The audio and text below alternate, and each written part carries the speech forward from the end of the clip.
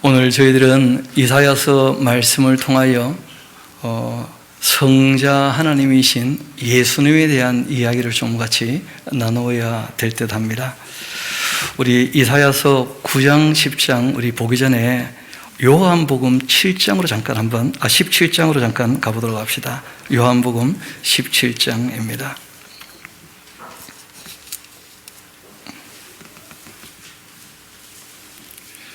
요한복음 17장 우리 3절 말씀을 같이 한번 읽어보도록 할까요? 요한복음 17장 3절 시작.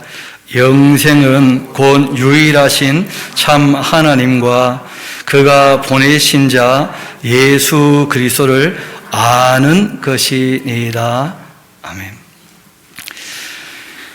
우리가 하나님을 안다는 것이 참 중요한데 그 이유는 하나님을 사랑하면 이 성경을 통해서 하나님을 알만하게 해놓으셨기 때문이기 때문입니다. 때문이기 때문이죠. 왜냐하면 하나님을 사랑하지 않는 사람은 하나님께 관심이 없습니다. 그래서 하나님을 바르게 알려고 하지 않는다는 거예요. 제가 이단들을 만나면서 얘기를 해보니까 하나님에 대한 이미지가 너무 많이 왜곡되어 있는 거예요. 실제로는 하나님에 대한 이미지가 제일 많이 왜곡된 사람들이 우상 숭배자들이죠. 자기들 입장에서는 자기 하나님이라는 거예요. 근데 자기 욕심으로 만든 신이죠. 그래서 우상 숭배가 하나님 보시기에는 가장 악한 것입니다. 이단도 마찬가지입니다. 성경을 본다고 하지만 근성으로 성경을 보고 하나님이 아닌 자기가 성경의 주인공 되고 싶어 하다 보니까 예수님의 하나님 되심을 인정하지 않거나 아니면 본인이 마치 성령님이 된 것처럼 그렇게 이제 주장을 하고 의외로 또 그런 주장을 따르는 사람들이 많다는 거예요. 예수님도 말씀하신 것이 사람의 미혹 중에 내가 그러하면서 자기 이름으로 하나님처럼 일을 하게 될 텐데 많은 사람들이 그렇게 나타나게 될 것이고 의외로 많은 사람이 그런 사람들을 따라가게 될 것이다 하고 말씀하신 것 우리가 이 현실에서도 볼 수 있게 됩니다. 그래서 성경을 통해 우리가 하나님을 바르게 알아간다는 것 무엇보다 중요하고 하나님을 바르게 알지 못하면 속아도 속은 줄 모르면서 신앙생활 할 거예요. 특별히 우리가 성자 예수님을 얘기할 때 그 예수님의 존재에 대해서 꼭 기억하실 것이 있는데 참 하나님이시면서 참 사람이시다 하는 것을 꼭 기억하셔야 됩니다. 그리고 예수님이 다윗의 위에 앉아 통치하신다고 하는 것은 다윗의 후손 사람이 되어 오셔서 통치하신다는 거예요. 그래서 예수님의 그 부활은 몸의 부활인 것이고 그 예수님께도 부활하시고 승천하셔서 하나님 오른편에 앉아 계시다가 예수님이 통치하시는 그 세상은 사람들 마음속에 이루어지는 그 하나님 나라 정도로 얘기하신 게 아닙니다. 실제로 이 땅에 강림하셔도 통치하시는 거예요. 그래서 그 나라는 교회에 관한 문제라기보다는 실상은 이스라엘을 중심으로 한 회복에 대한 구약에 끊임없이 거기에 대한 얘기가 나오거든요. 그래서 예수님의 초림과 그리고 예수님의 재림에 대한 바른 이해가 없으면 또 이런저런 오해가 생기기 마련입니다. 그래서 특별히 이사야서 그 9장은 성자 예수님에 대하여 우리에게 소개하고 있는 구약에 있어서 아주 중요한 본문이기도 합니다. 이미 구약 성경에 성부 하나님과 함께 성부 하나님과 똑같으신 성자 하나님 그리고 성자 하나님과 똑같으신 성령 하나님에 대하여 이미 다 말씀하고 있기 때문이죠. 그래서 오늘 우리가 낮에는 성자 하나님에 대해서 그리고 이제 찬양 예배 때는 우리 송금선 송제사님이 오셔서 말씀 전하실 것이고 우리가 또 다음 주일날 그 성령 하나님에 대해서 우리가 또 이사야 11장부터 살필 때 그 내용을 좀 보려고 합니다. 일단 먼저 9장 1절부터 함께 보도록 하시겠습니다. 전에 고통받던 자들에게는 흑암이 없게 될 것이다. 그 예수님이 오셔서 거지 나사로에 대한 이야기를 하신 것 다 기억하실 겁니다. 또 예수님께서 그 마태복음 5장부터 산상수훈을 얘기하실 때, 팔복을 얘기하실 때 고통받던 사람들에 대한 회복을 다 그 복의 내용으로 말씀하셨던 것이었죠. 전에 고통받던 자들에게는 흑암이 없으리로다. 옛적에는 여호와께서 스불론 땅과 납달리 땅이 멸시를 당하게 하셨었는데, 후에는 해변길과 요단 저쪽 이방의 그 갈릴리를 영화롭게 하셨느니라. 이런 본문들의 말씀들은 신약 성경에 가서 다 확인할 수가 있게 되어지죠. 마태복음 4장 12절에서 17절 보면 이 말씀을 그대로 인용하면서 바로 그 예수님이 약속된 메시아였다 하는 것을 확증해주고 있습니다. 특별히 이 스불론 땅과 납달리 땅이 어떤 곳이냐면 예수님이 자라났던 나사렛이 있는 곳이에요. 또 가나의 혼인잔치가 있었던 곳이었고, 그리고 예수님께서 활동의 주 무대였던 가버나움이 있었던 곳이었고, 고라신이 있던 곳이 다 이쪽 지역이죠. 그리고 그 해변길과 함께 그 저쪽 요단 저쪽에 있는 이방의 갈릴리 할 때 데카폴리스 전체를 또 얘기할 수 있는 것인데, 마태는 그 자신이 전한 예수님 이야기에서 바로 예수님이 오셔서 구약의 이 얘기를 다 성취하신 분이다 하고 얘기하고 있습니다. 우리 한번 확인해 봅시다. 마태복음 4장 같이 가보시겠습니다.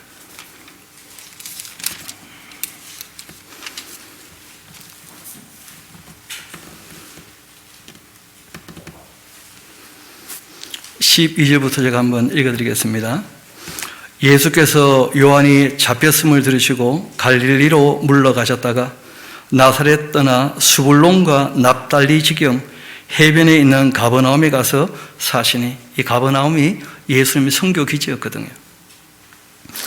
이는 선지자 이사야를 통하여 하신 말씀을 이루려 하심이라. 이르시되 스불론 땅과 납달리 땅과 요단강 저편 해변길과 이방의 갈릴리요. 그 이방의 갈릴리 하는 말은 북왕국 이스라엘은 잘 아시는 것처럼 아수르에 무너지고 난 다음에 남유다 사람들에게 이방인처럼 여겨지는 땅이 되고 말았습니다. 그래서 예수님 당시에도 그 갈릴리 사람들은 시골 총구석의 인물일 뿐 아니라, 그러니까 실제로는 어떻게 보면 그 1등 시민이 아닌 1.5등 시민 정도? 뭐 이렇게, 아예 이방인은 아니지만 그런 식으로 이제 차별을 받는 그런 입장에 있었거든요. 이방의 갈릴리여, 흑암에 앉은 백성이 큰 빛을 보았고 사망의 그 땅과 그늘에 앉은 자들에게 빛이 비치었도다. 그렇게 하였느니라. 그리고 이왕 왔으니까 우리 한번 5장 같이 가봅시다. 그 팔복도 한번 제가 읽어드릴 테니까 어떻게 이 고통받던 자들에게 흑암이 없게 되는 것인지 3절부터 읽어드리겠습니다. 심령이 가난한 자는 복이 있나니 천국이 그들의 것이고 애통하는 자 복이 있나니 그들이 위로를 받을 거다. 온유한 자 복이 있나니 그들이 땅을 기업으로 받게 될 것이다. 그 온유한 사람이 왜 고통당하느냐? 그 온유하기 때문에 늘 뺏기는 거예요. 군인들이 집 밟을 때 농부들은 다 뺏기는 것처럼 보이거든요. 근데 실제로 땅의 주인은 농부들이라는 것이죠. 온유한 사람들, 싸우기를 싫어하는 사람들. 의에 줄이고 목말라는 자 복이 있다. 그들은 배부르게 될 것이고, 긍휼히 여기는 자 복이 있다. 그들이 긍휼히 여김을 받게 될 것이다. 마음이 깨끗한 자 복이 있다. 그들이 하나님을 보게 될 것이다. 화평하게 하는 자 복이 있다. 그들이 하나님의 아들의 일컬음을 받게 될 것이다. 의를 위하여 박해받는 자 복이 있다.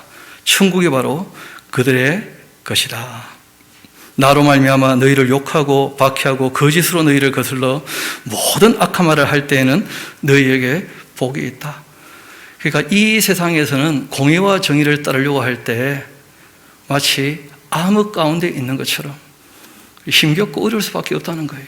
이 세상이 악하기 때문에. 그래서 주님께서 복을 약속하신 것이죠. 기뻐하고 즐거워하라. 하늘에서 너희 상이 큼이라.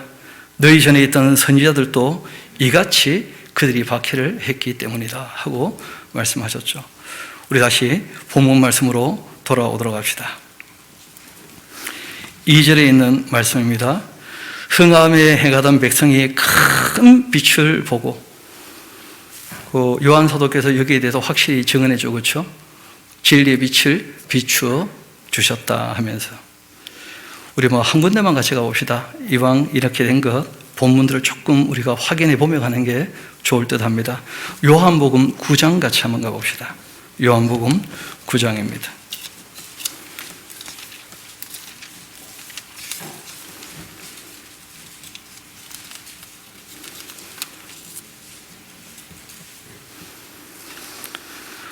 요한복음 9장 5절 우리 같이 한번 읽어볼까요? 시작. 내가 세상에 있는 동안에는 세상의 빛이로다. 이왕 요한복음 왔으니까 12장 우리 46절도 같이 한번 가봅시다. 요한복음 12장 46절입니다.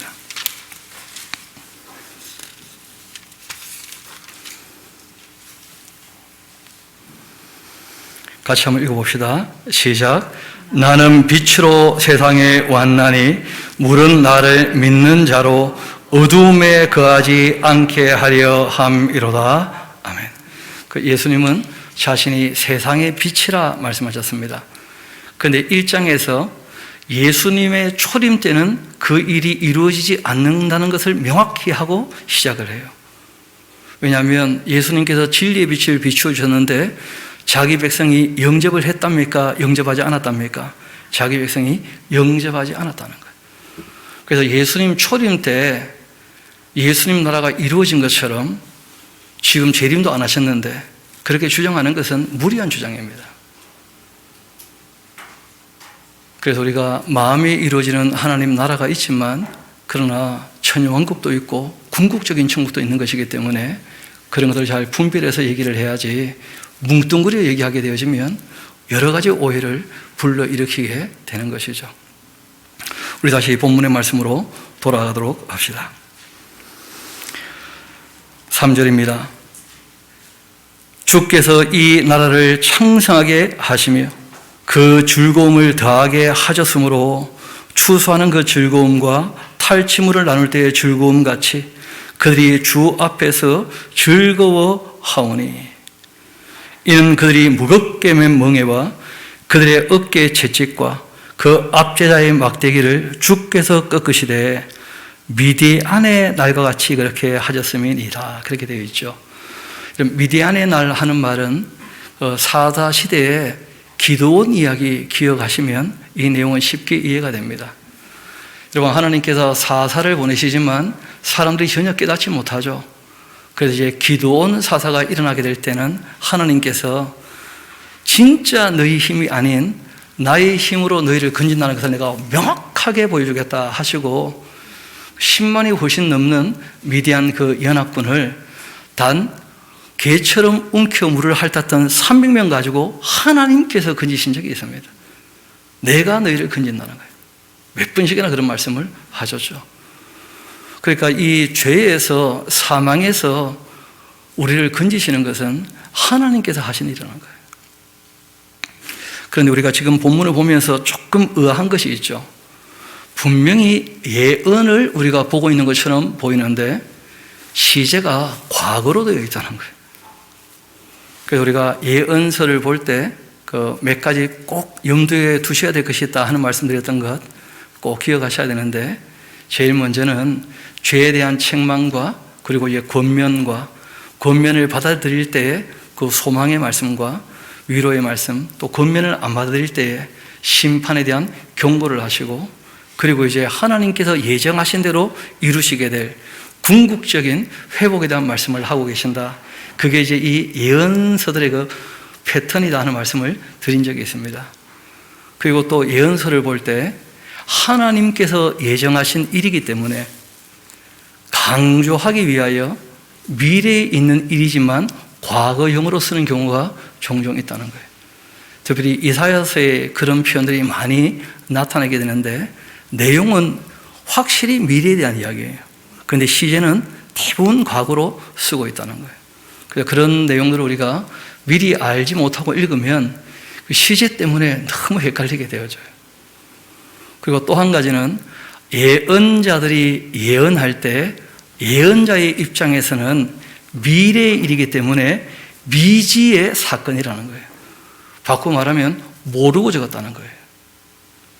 하나님께서 내가 할 일이니까 적어라 해서 적은 것이지 본인들이 알고 적은 게 아니라는 거예요. 언제 알게 되느냐? 이루어지게 될 때 알게 되는 거예요. 그래서 우리는 구약의 예언자들의 그 예언을 보지만 구약의 예언자들보다 더 확실히 알고 있어요. 왜냐하면 성취된 역사를 가지고 있기 때문에. 그뿐 아니라 예수님께서 실제로 앞으로 어떻게 될지에 대해서 아주 명료하게 말씀하신 요한계시록까지 갖게 되었거든요. 그래서 이제 하나님께서 예정하신 스케줄을 우리가 명료하게 갖고 있기 때문에 우리가 구약의 예언자들이 얘기했던 그들의 그 입장보다 우리가 하나님께서 하실 일을 더 바르게 알고 있습니다.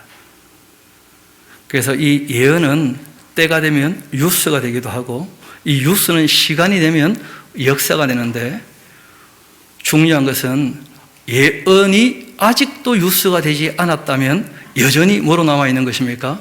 예언으로 남아있는 것이라는 거예요. 그러니까 여전히 예언으로 남아있는 것을 자꾸 현재와 섞어서 지금 우리 삶 가운데 성취되는 것처럼 해석하려면 오해가 많이 일어납니다. 그러니까 어떤 것은 맞는데 어떤 것은 안 맞고 전부 다 맞아야 그게 옳은 것이거든요. 그래서 어떤 한 부분만 맞다고 그걸 가지고 이제 해석으로 밀어붙이게 되면 많은 오해를 불러일으키게 됩니다. 그래서 우리가 예언서의 예언을 볼 때 시제 문제를 꼭 염두에 두시고 그리고 역사 가운데에서 확인되는 사건인지 또 아직도 이루어지지 않은 사건인지 그 내용을 보면 우리가 충분히 알 수 있지 않습니까? 그래서 그 내용을 가지고 명확히 우리가 내용을 정리를 해야지 그 의미를 파악을 해야지 그러지 않으면 여러 가지 오해를 불러일으킨다는 거예요. 이어봅시다. 그래서 궁극적인 회복에 대한 이야기는 예수님 재림 이후의 이야기로 우리가 봐야지 초림 때는 이미 요한복음에 글이 되지 않았다는 것을 명시하고 시작을 했다는 거예요. 이어봅시다. 5절 어지러이 싸우는 군인들의 그 신과 피 묻은 그 겉옷이 불에 섭같이 살라지게 될 때 그 전쟁이 끝날 때가 온다는 거예요. 그는 요한계시록에 나오는 4분의 1이 죽는 전쟁이나 3분의 1이 죽는 전쟁, 그 아마겟돈 전쟁까지는 끝나야 그 천여왕국이 있는 것이고 천여왕국이 또 끝나고 곡과마국 전쟁까지 있어야 진짜 악이 완전히 제거되고 진멸되는 것이죠. 그런 다음에야 진짜 평화의 나라가 온다는 거예요. 이러면 악이 여전히 있으면서 평화를 누릴 수는 없는 것입니다. 그리고 이 일을 누가 하실 것이냐, 그게 중요한 것이죠. 이는 하나님이 하시는 일이신데 한 아기를 보내신다는 거예요. 이스라엘 나라를 통해서.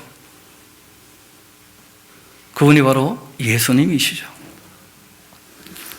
또 한 아들, 하나님의 독생자를 우리에게 주셨다. 그렇게 얘기를 합니다. 그리고 그 예수님에 대한 소개를 하고 있는 이 소개의 글들을 우리가 꼭 염두에 두고 계셔야 됩니다. 제일 먼저는 나누어드린 용지도 있는데 참고하시면 좋을 듯 하고요. 그 어깨에는 정사를 메고 있다. 이 정사라는 것이 정치하시는 것 그리고 통치하시고 지배하시는 것을 얘기해요. 하나님의 통치가 초림 때 그리고 지금까지 이루어지지 않고 있습니다. 그렇지만 그분은 반드시 만국을 통치하실 것입니다. 그 어깨에는 정사를 메었고 그리고 그 이름은 기묘자라. 너무 기묘하죠. 기묘자라 하니까 무슨 뜻인지 이게 언뜻 잘 들어오지를 않아요. 이 펠레라고 하는 말은 경이로우신 분이시고 기적을 행하시는 분이시고 초월자가 되시는 분이시고 아무도 할 수 없는 일을 하시는 분이시다. 그런 의미가 있어요. 달리 말하면 죄에서 사망의 소리를 건지시는 일은 죄값을 치르시고 부활의 첫 열매가 되셔서 우리에게 영생의 소망을 주시는 일은 예수님 이외에 아무도 할 수 없다는 거예요. 기묘자죠. 그리고 모사라, 이 모사는 이 아치라고 하는 말인데 권고하는, 충고하는 그런 분이다. 율법을 완성하신 분이시죠.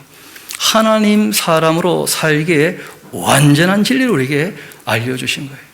완전한 진리를. 바로 그분이 예수님이라는 거예요. 그러니까 예수님 다음은 없는 것입니다. 그래서 성경으로 우리가 계시가 완성되었다라고 하는 것은 요한 계시록이 예수 그리스도의 계시이며 세상 마지막 이야기까지가 다 기록되어 있기 때문에 더 이상의 계시는 없다는 거예요. 더 이상의 계시를 바라는 사람들은 길흉을 점치는 사람들이 많을 겁니다. 아니면 자기 욕심이 앞서 있거나 그래서 엉뚱한 얘기를 자꾸 하게 되는 거예요. 이어봅시다. 그리고 그분에 대해서 이어 이렇게 말씀하십니다. 전능하신 하나님이시다. 그렇게 얘기를 해요. 태어나는 아기인데 사람이지 않습니까? 그런데 전능하신 하나님이시라는 거예요. 그래서 예수님만은 굉장히 특별한 모습을 갖고 있는데 완전한 하나님이시면서 완전한 사람이시라는 거예요. 예수님에 대한 이 신앙 고백이 없이는 이단들에게 속기 쉽습니다. 그리고 아예 딱 못을 박죠. 영존하시는 아버지와 똑같으신 분이에요. 태어나시는 아기인데 아버지의 하나님하고 똑같으신 분이에요. 영존하시는 아버지라. 평강의 왕이라 그렇게 할 것임이라 하고 말씀하십니다.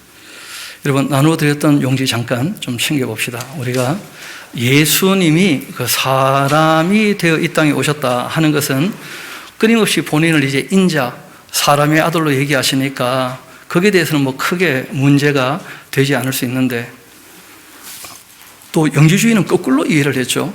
예수님 사람 되심을 또 못 믿어서, 그래서 이제 골치 아픈 사람들도 있었는데, 거꾸로 예수님 하나님 되심을 믿지 못하는 사람들도 의외로 또 있더라고요. 그러니까 하나님을 바르게 알지 못하는 사람들입니다. 성경을 보면 오늘 우리가 이사야서 6장 봤죠. 하나님이시며 영존하시는 아버지와 똑같으신 분이시다. 그리고 시편 2편을 보면 여호와의 그 친아들이 한 분 계시다는 거예요. 그를 보낼 때 그 앞에 무릎을 꿇어야 된다. 그렇게 얘기하고 있어요.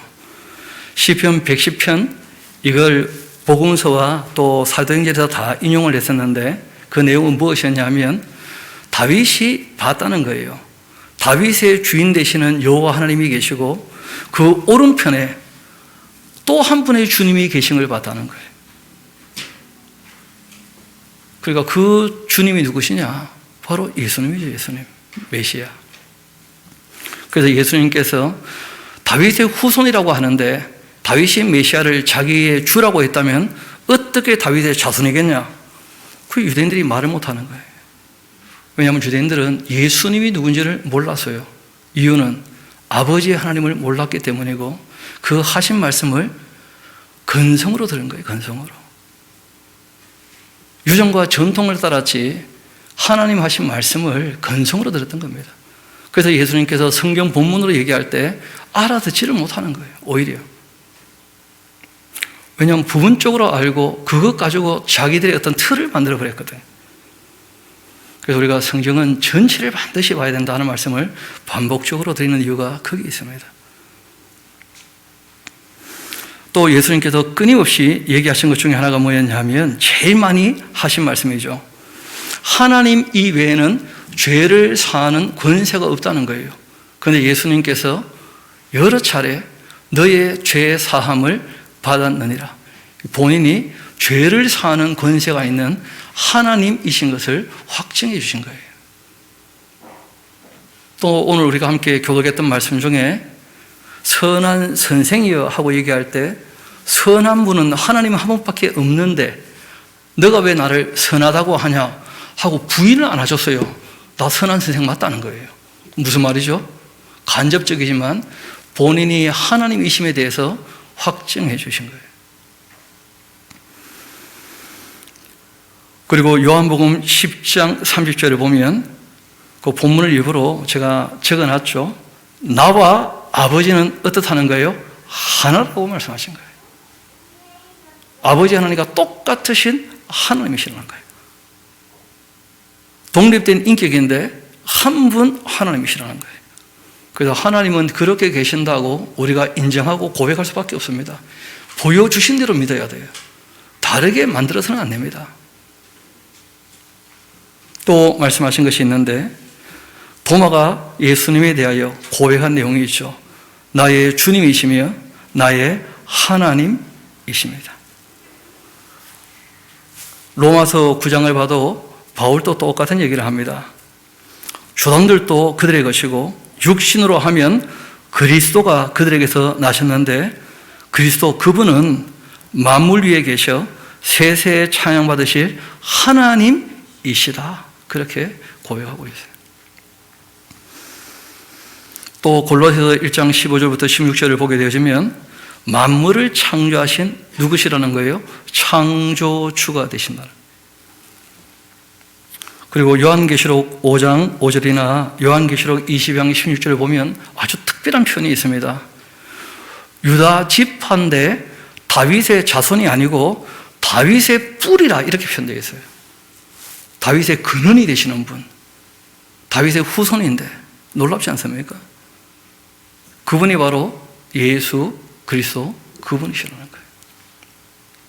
그래서 우리가 예수님에 대해서 또 계속 나오는 본문대로 찾아 알아가겠지만 가장 기본적으로 알아야 될 것은 예수님은 참 하나님이시며 참 사람이시다.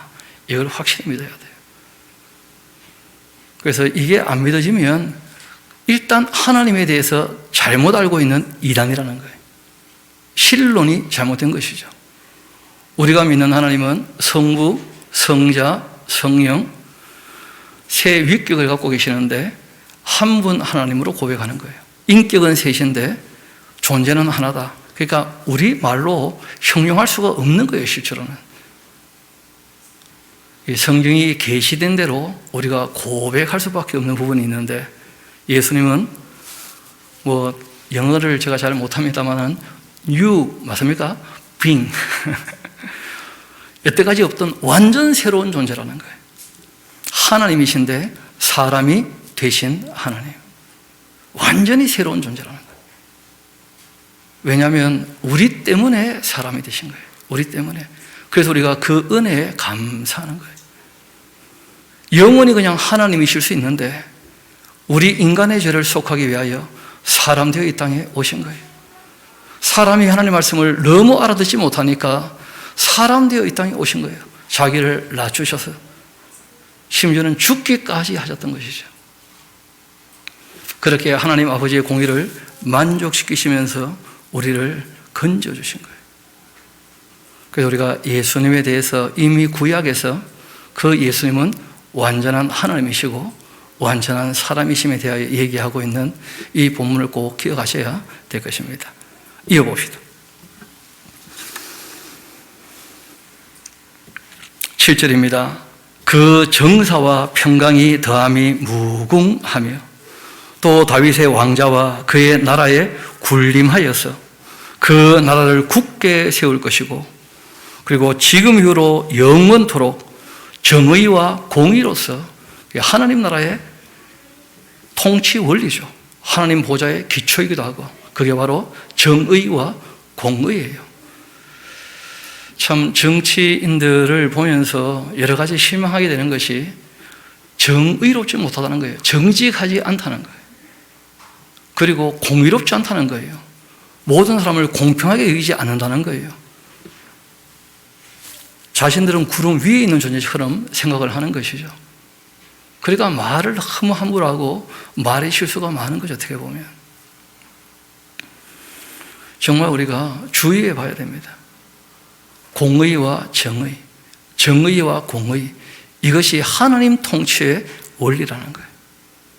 그것이 이루어질 때 평화의 나라가 임하게 되는 것이죠. 그래서 우리가 이 땅에서 하나님 나라를 일구어가려고 애쓰는 것도 당연히 해야 됩니다. 우리에게 맡기신 일 중에 하나거든요. 우리 마음에 이루어지는 하나님 나라, 또 우리가 일구어가는 그 하나님 나라. 결론은 말씀드립니다. 우리 힘으로 안 되고 결국 역사 가운데 안 되고 맙니다.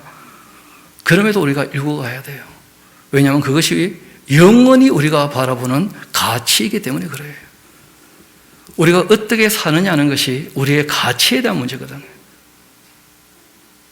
성경은 안 될 것을 말씀하시지만 그럼에도 그것을 우리가 추구해야 되는 이유가 있다는 거예요. 그게 영원으로 이어지기 때문에. 회개란 말 자체가 방향 설정이거든요. 메타노이아. 하나님 쪽으로 방향이 다시 돌이켜져서 맞추어졌다면 하나님의 가치를 따라 살아가는 겁니다. 그런 사람들은 이 땅에서 고난이 있을 거라고 예수님께서 오히려 말씀하신 거예요. 환난을 당할 것이다. 그러나 담대하라. 그렇게 말씀하신 거죠. 다시 본문의 말씀으로 돌아오도록 합시다. 정의와 공의로서 그것을 보존하실 것이라. 그리고 이 모든 것들은 만군의 여호와의 열심히 이를 이루시는 것이다. 그러니까 하나님께서 예정하신 대로 하나님이 만드신 인격적 존재가 하나님을 떠나 악에 속했을 때 그들에게 돌아오라 충분히 권면하시고 끝내 돌아오지 않으면 악을 완전히 진멸하신 다음에 그 하나님께서 하나님의 나라를 이루실 거라는 거예요. 그래서 하나님의 열심이란 말에 또 다른 의미가 한 가지 있는데 하나님의 질투가 하는 말씀과 같은 의미예요. 악에 대한 질투가 있다는 거예요. 하나님께서. 그래서 악을 반드시 진멸하십니다. 그래서 하나님의 열심히 일을 이루신다 할 때 우리가 어느 편에 섰는가를 늘 생각해 봐야 됩니다. 이어봅시다.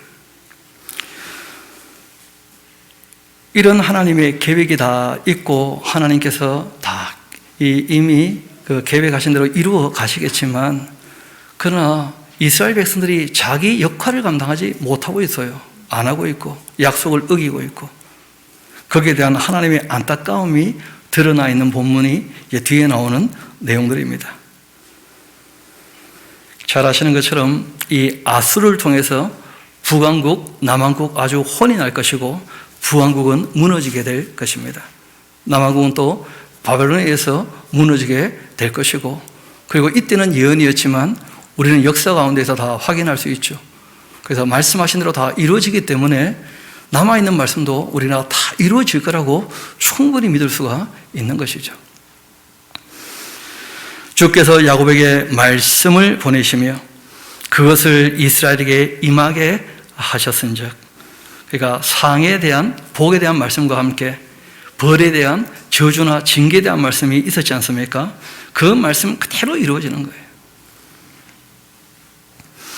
모든 백성 곧 에브라임과 사마리아 주민이 알 것이거늘 그들은 교만하고 완악한 마음으로 말을 하더라. 벽돌이 무너졌지만 그러나 우리는 다듬은 돌로 쌓을 거다.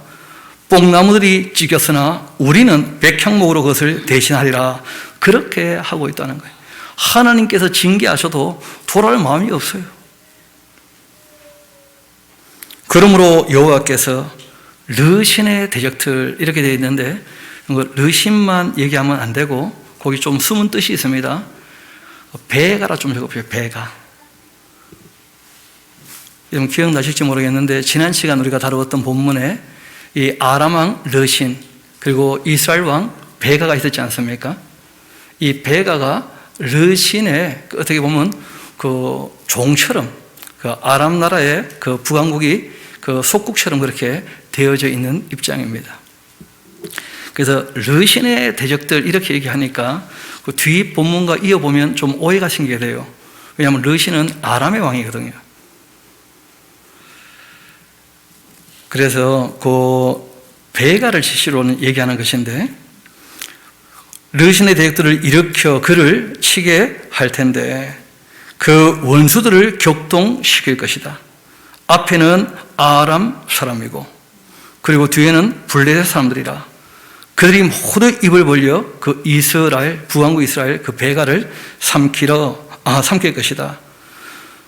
문제는요, 그럴지라도 여호와의 진노가 돌아서지 않고 그의 손이 여전히 펴져 있을 것이다. 왜 그러신가? 그 하나 메모하시면 좋겠습니다. 회개에 이르지 않기 때문에. 여러분, 회개하면 더 이상 징계할 필요 없잖아요. 돌이켰으니까. 하나님께서 그 레위기에도 7배를 징벌해도 돌이키지 않으면 또다시 7배, 그래도 안 돌이키면 또 7배, 그렇게 여러 번 반복되어 나오는데 4번 반복되거든요. 여기도 하나님께서 여전히 손이 펴져 있다는 말씀이 한 4번쯤 반복되어 나와요. 충분히 돌이킬 기회를 주시는데 끝까지 안 돌이키니까 하나님의 그 진노의 손이요, 여전히 펼쳐져 있다는 거예요. 안 돌아오니까. 그 손이 여전히 펴져 있으리라. 그리하여도 그 백성이 자기들을 치시는 이에게로 돌아오지 아니하며 만군의 여호와를 찾지 아니하도다. 그러므로 여호와께서 하루 사이에 이스라엘 중에서 머리와 꼬리, 종려나무 가지와 이 갈대를 끊어버리실 것이다. 그 머리는 곧 이 장로와 존귀한 자들이고 그 꼬리는 곧 거짓말을 가르치는 선지자라는 거예요. 앞에서 가르치는데 거짓말을 가르쳐요. 참 심각한 문제죠. 백성을 인도하는 자가 그들을 미혹을 하니 인도를 받는 자들이 결국은 멸망을 당하고 만다는 거예요. 문제는 거짓말을 하는데 미혹될 만큼 사람들에게는 유혹거리라는 거예요. 유혹거리. 그 유혹을 덥석 물면 망하는 것입니다. 공무원 세계에서 공무원들하고 이렇게 로비를 해가지고 사업을 하려고 하는 그런 사람들이 꽤 있지 않습니까? 그 공무원들 찾아와서 뭐라 그럽니까? 어머님, 형님, 차 한잔 합시다. 제일 처음에는 차 한잔으로 시작하겠죠, 그렇죠? 그리고는 술 한잔 합시다. 그리고는 형님 만나보니까 너무 좋다. 그리고는 봉투를 주기 시작하는 거예요. 그러니까 진짜 스며든다고 처음에는 액수가 얼마 안 되니까 받다 보면 나중에는 30만 원, 50만 원, 100만 원 넘어가면 무슨 부탁을 해도 거절 못하게 되어집니다. 그런 식으로 넘어가는 거예요. 그렇지 않습니까? 그게 다 미혹이라는 거예요. 미혹. 근데 그런 일들이 너무 많은 거예요. 이 세상에. 참 실망스럽지만 다 큰 어른들이 그 몇 푼 된다고 일도 안 해놓고는 마치 저녁에 일한 것처럼 가짜로 적어가지고 근무도 안 했으면서 근무한 것처럼 하나 해봤자 그 몇만 원 해주도 않는 것인데 의외로 그런 일들이 이 세상에 많다는 거예요. 실망이 될 만큼. 기독교인들은 그러면 안 되는 거 아니겠습니까? 그런데 괜찮은 것처럼 넘어가는 거예요. 백성을 인도하는 자가 그들을 미혹을 하고 있는데 인도를 받는 자들이 결국은 다 멸망을 당하고 맙니다. 정의와 공의가 무너지면 다 무너지는 것이고 거짓에 넘어지면 썩으면 다 썩는 것이죠. 오직 믿음, 그런 말 하면 안 돼요. 거짓을 믿는 믿음도 믿음이에요. 제가 이단들 보니까 믿음 대단하더라고. 진짜 오직 믿음이에요. 그런데 말씀을 믿는 게 아니고 교주를 믿으니까 무엇을 믿느냐? 그거 굉장히 중요하지 않겠습니까? 이 백성이 모든 경건하지 아니하며 악을 행하고 있으며 모든 입으로 망령되이 말하고 있는데 그러므로 주께서 그들의 그 장경들을 기뻐하지 아니하시며 그들의 그 과부 긍휼히 여기지도 아니하실 것이다. 문제는 그럴지라도 여호와의 진노가 돌아서지 아니하며 그의 손이 여전히 펴져 있다는 거예요. 회개하지 않으니까. 그런 것들이 적발되면 겨우 한다는 말이 나만 있습니까? 그런 식으로 얘기를 해요. 돌이킬 마음이 없는 게 돌이킬 마음이.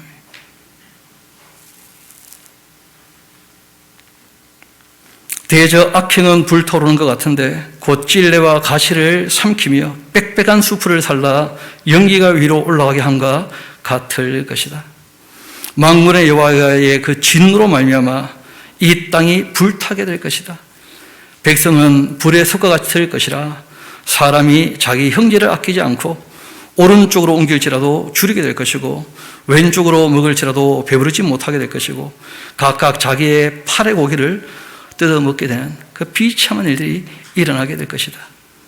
심지어는 므낫세는 에브라임을, 에브라임은 므낫세를. 여러분, 에브라임과 므낫세는 친형제 아닙니까? 이 친형제끼리 서로 죽고 죽이는 일들이 있는 거예요. 또 그들이 연합해가지고는 유다를 치게 되어지는 다 형제 나라들 아닙니까? 그럴지라도 여호와의 진노가 도서지 아니하며 그 손이 여전히 펴져 있는 것이다.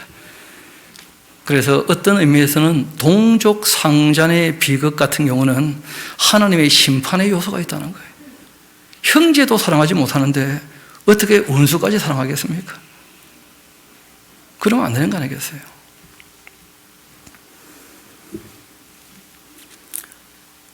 이 악한 사람들, 입법, 사법, 행정, 이 위에서 권력을 가진 사람들에 대한 얘기를 하고 있는데 불의한 법령을 만들며 불의한 말을 다 기록해두고 가난한 자를 불공평하게 판결하고 가난한 내 백성의 이 권리를 박탈하면서 과부에게 토색하고 고아의 것을 약탈하는 자가 화가 있을 것이다. 분명히 법에는 고문해서는 안 되는 것이고 무죄 추정의 원칙이 확실한데, 그런데 보통 이 검사들은 죄가 있다고 생각을 하고 시작을 한다는 거예요. 유죄 추정의 원칙이야. 어떻게 보면 너무 잘못된 자세 아니겠어요? 옛날처럼 뭐 물고문은 안 하지만 사람을 안 재우고 열 몇 시간 그 얘기를 해봐요. 6시면 집에 돌려보내야지 그래요. 감옥으로 보내든지. 그게 다 고문이 되고 마는 거죠. 약한 사람의 권리를 그렇게 약탈한다는 거예요. 힘 있는 사람은 그렇게 하지도 못하면서. 이어봅시다. 화가 있을 것이다. 벌하는 날과 멀리 쏘는 그 환난 때 너희가 어떻게 하려고 하냐? 누구에게로 도망하여 도움을 구하겠고 너희의 영화를 어느 곳에 두려고 하는 것이냐? 포로된 자 아래에 구풀이며 죽임당한 자 아래에 엎드러질 따름이다. 문제는요, 그럴지라도 그의 손이 여전히 펴져 있다는 거예요. 돌이키지 않으니까. 악이 관영하게 되는 이유 중에 하나는 뭐냐면 백성들이 깨어있지 못하기 때문에. 백성들이 바르게 하자고 얘기하면 그래도 좀 정신 차릴 텐데, 근데 백성들은 권력자의 그 권력을 오히려 부러워하고 좋아하고 굽신굽신하는 게 오히려 편하다고 여기니까, 그러면 권력자들은 더 악하게 되고 마는 거예요.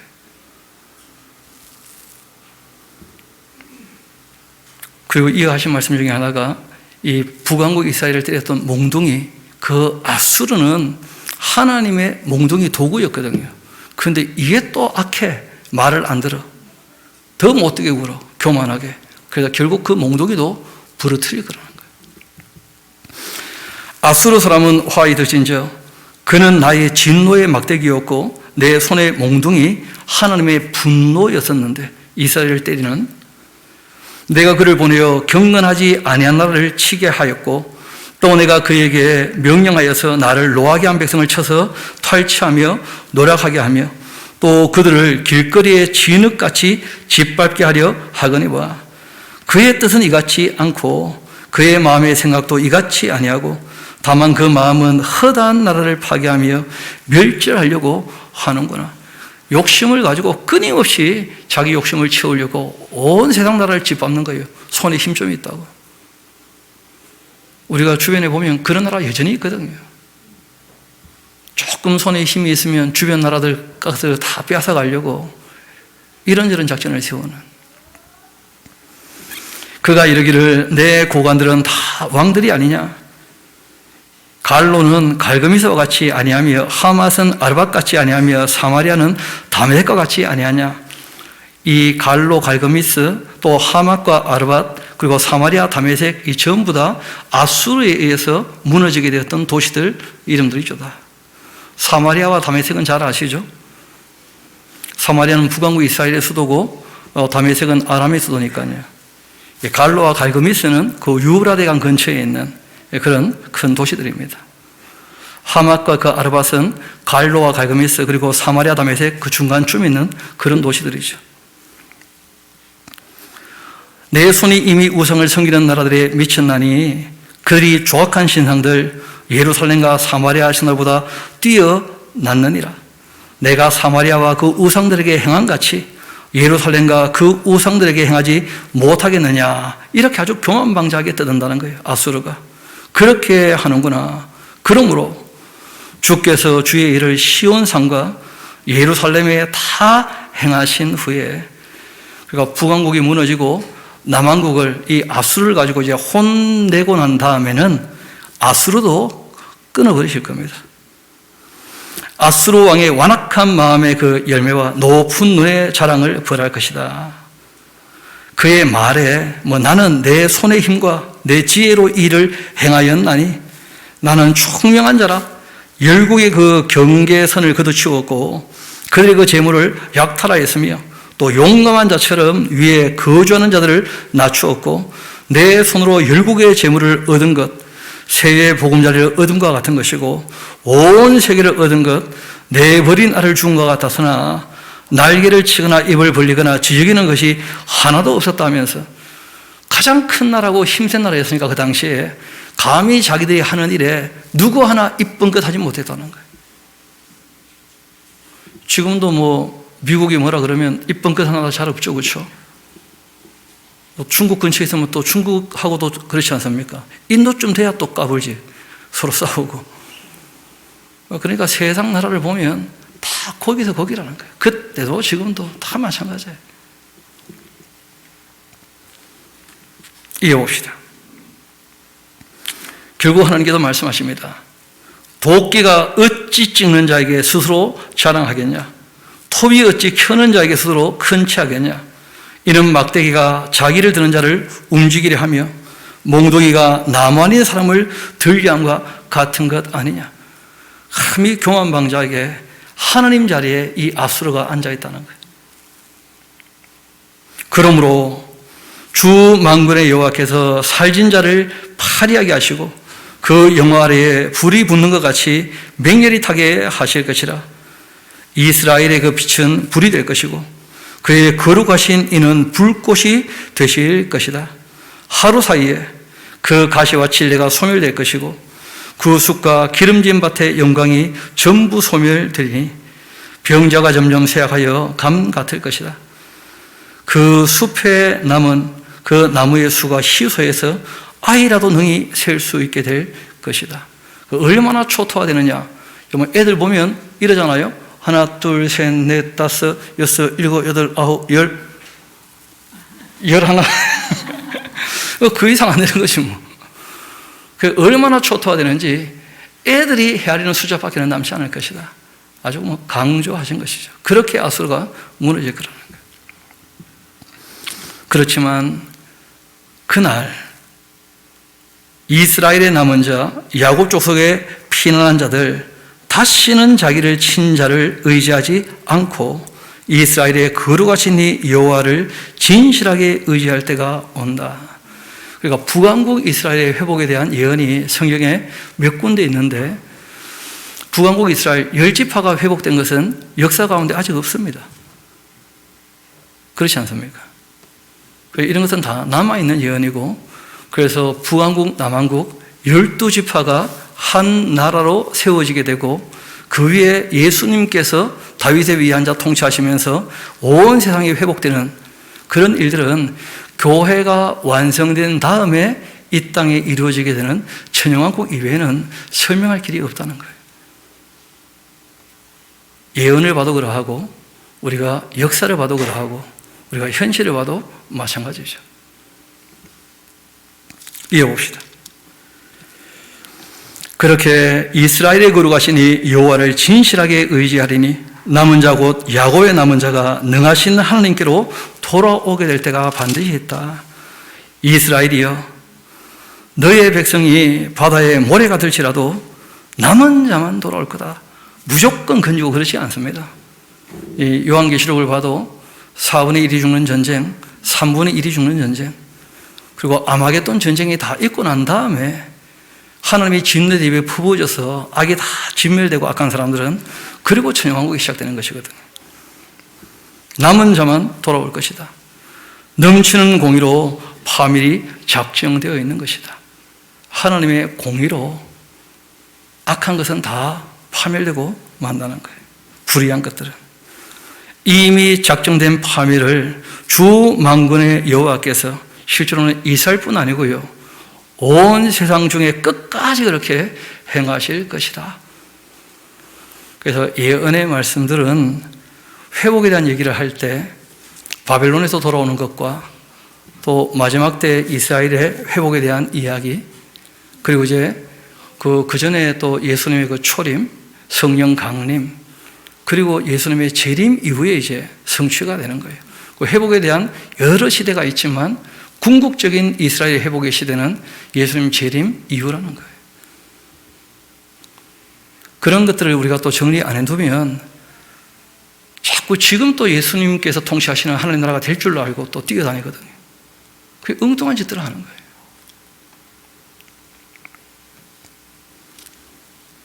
그러므로 주 만군의 여호와께서 이르시되 시온에 거주하는 내 백성들아, 아수르가 애굽이 한 것처럼 막대기로 너를 때리고 몽둥이를 들어 너를 칠지라도 그 아수르 두려워하지 마라. 역사를 보라는 거예요. 애굽이 어떻게 하나님께 두드려 맞았는지, 너희가 어떻게 애굽에서 나오게 되었는지. 그러니까 아수르 두려워하지 말라는 거예요. 위에 계신 하나님을 경외해야지. 내가 오래지 아니하여 너에게는 분을 그칠 것이고 그들은 내 진노로 벌할 것이다. 그렇게 하시도다. 만군의 여호와께서 채찍들어 그를 치시되 오랫바위에서 미디안을 쳐 죽인 것 같이 그렇게 하실 것이고, 막대기를 드시되 바다를 향하여 애굽에서 하신 것 같이 그렇게 하실 것이다. 그렇게 이 아수르도 애굽처럼 또 이 미디안 사람들이 기드온에게 멸망받을 때 오랫과 스에바위에서 그렇게 진멸당했던 것처럼 아수르도 그렇게 무너질 거니까 그 아수르 두려워하지 말라는 거예요. 그날에 그 무거운 짐이 너의 어깨에서 떠나게 되고 그의 멍에가 내 목에서 벗겨지되 기름진 까닭에 멍에가 부러지게 될 것이다. 그 아수르 왕은 이 아이성의 그 당시 이름이었죠. 아이성. 그 아얏에 이르고 미그론 지나 믹마스 거기에 와서 이제 장비를 둘 것이고, 아수르가 와서 할 일들을 쭉 얘기를 합니다. 여기 나오는 이 도시들은 다 유다 지파, 문하세 지파가 차지하던 땅들이거든요. 대부분 다 남한국 유다 땅들 그 지명들인데, 믹마스에 와서 이제 그 장비를 둘 겁니다. 그 아수르 사람들이 와서 여기에 군대가 주둔을 하게 될 거예요. 또 산을 넘어 그렇게 되어 있는데, 이 아이바라라고 하는 이 말, 산이라고 하는 말은 실제로 경계입니다. 경계. 산 넘고 물 건너 뭐 그런 의미인데, 그러니까 이런저런 이 도시의 경계를 다 지나서 게바에서 유수하고 라마는 또 떨고 사울의 그 기반은 다 도망하게 되고, 딸 갈리마 큰 소리로 외쳐라. 라이사야 자세히 들어라. 가련하다 너 아나도시여. 다 예루살렘을 중심으로 해서 그 주변에 있는 도시들 이름들이 대부분 다 남한국 유다에 있는 도시들, 베냐민 지파가 차지했던 그 땅들 이름들이죠. 아직 그날 그가 노베에서 쉬게 될 것이고, 또 딸 시온산 곧 예루살렘 산 향하여 그 손을 흔들게 될 것이다. 잘 아시는 것처럼 그 사내리 위에 올라와서 히스기야 왕에게 예루살렘 이외에는 다 짓밟고는 거기에 와서 이제 항복하라고 그렇게 얘기한 적이 있었죠. 보라, 주 만군의 여호와께서 혁혁한 위력으로 그 가지를 꺾으실 것이다. 그 일이 있기 전에 미리 다 말씀하신 거예요. 아수르가 남한국 거의 모든 성읍들을 다 짓밟아버리고 예루살렘에 와서 손을 흔들게 될 때가 올 텐데, 그러나 그때 하나님께서 그 아수르 칠 거다.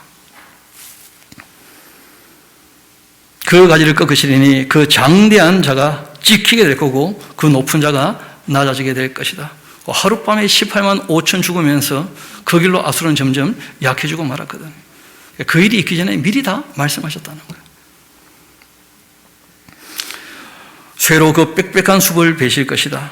레바논이 권능 있는 자에게 배임을 당할 것이다 하면서, 그러니까 아수르에게 있을 일들을 미리 말씀하시고 말씀하신 대로 다 이루어진 것처럼 이스라엘을 중심으로 한 이 만국 회복에 대해서도 말씀하신 대로 이루어 가실 겁니다. 그런데 어떻게 이루어 가실 것이냐?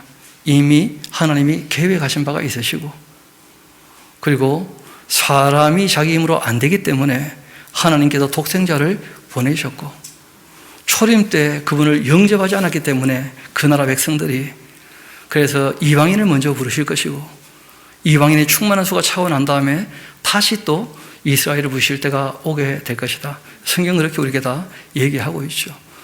그래서 우리가 어느 자리에 서 있고 어떤 시대를 살고 있는가 하는 것도 중요합니다. 그러지 않으면 오해가 많아지기 때문에.